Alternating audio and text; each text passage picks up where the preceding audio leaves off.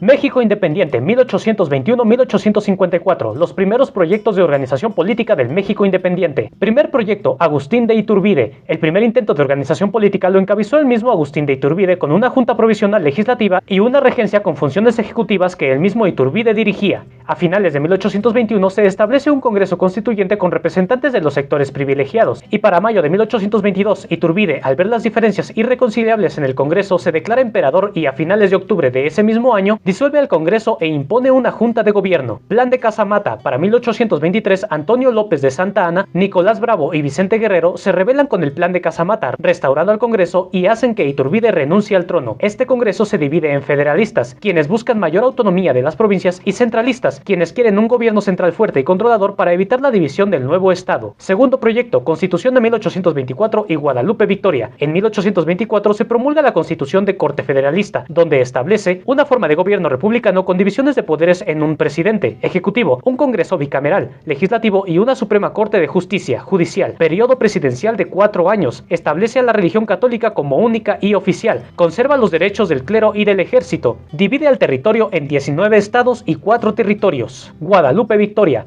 Inmediatamente después de promulgar esta constitución, se declara presidente a Guadalupe Victoria para que cumpla un periodo de 4 años, entre 1824 y 1828. Tercer proyecto, las reformas de 1833 y Valentín Gómez Farías. Para 1833, en el gobierno de Valentín Gómez Farías, se declararon un conjunto de leyes llamadas las reformas de 1833 de corte federalista. Estas leyes fueron principios inspirados en el liberalismo del pensador José María Luis Mora, que suprimían la coacción civil para pagar el diezmo a la iglesia, excluían al clero de la enseñanza pública y daban al gobierno la facultad de distribuir los cargos eclesiásticos. Pero debido a la inestabilidad política que existían en el país, fueron suprimidas y Gómez Farías fue destituido. Cuarto proyecto, las 7 leyes. 2 años después, en 1835, se elabora una nueva constitución llamada las 7 leyes, que a pesar de tener un corte centralista, conservó la división de poderes y que ya existía. Estableció los derechos y obligaciones de los mexicanos. Se creaba un nuevo poder llamado el Supremo Poder Conservador, encargado de vigilar a los otros 3. Se convertía en un estado de departamentos cuyos gobernadores, ahora nombrados por el gobierno central, eran auxiliados por juntas departamentales para que de esta forma se eliminaran los congresos locales. Los conflictos internacionales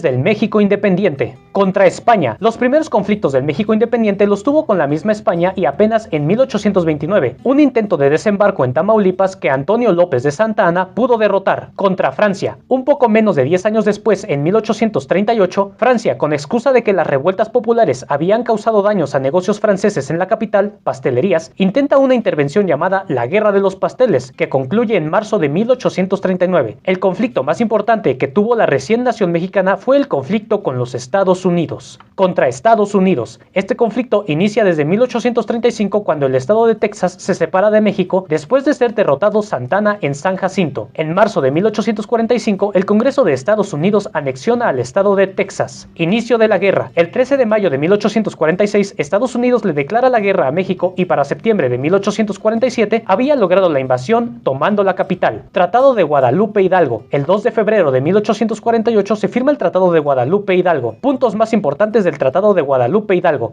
Estados Unidos extendió su territorio hasta el río Bravo. Reconoció la independencia de Texas. México recibía una indemnización de 15 millones de pesos. Después de la derrota contra Estados Unidos en 1853, Santa Anna inicia otro periodo como presidente, convirtiéndola en un intento de dictadura al estilo monárquico europeo. Pero en 1854 comienzan los brotes de rebeldía en todo el país inconformes con esta nueva situación. La situación económica del México independiente. La situación económica de la recién nación mexicana estaba en graves problemas debido a los gastos de la guerra de independencia que duró más de 10 años, los altos impuestos que la corona española todavía exigían durante la guerra, el abandono de las actividades productivas debido a la guerra, los gastos militares para afrontar los conflictos internacionales. Lucas Alamán y primeros programas económicos. Fue hasta 1830 cuando Lucas Alamán promovió ciertos programas económicos para mejorar la situación de la República. Puntos que promovieron estos programas. Gravar con 5% las importaciones manufactureras para impulsar la manufactura nacional. Creó la Dirección General de Industrias para estimular las innovaciones tecnológicas y la capacitación laboral. Fundó el Banco del Avío para el fomento de la industria textil, la agricultura y de la fundición. la lucha entre federalismo y centralismo en el México independiente. Además de enfrentar los conflictos externos internacionales, la reciente nación mexicana sufría una lucha interna entre federalismo y centralismo. Los federalistas, la logia yorquina, representados por Vicente Guerrero, Lorenzo de Zavala, José María Luis Mora y Valentín Gómez Farías, tenían como ideales fundamentales la libertad de religión y su separación con el Estado, la igualdad civil ante la ley y la división de poderes.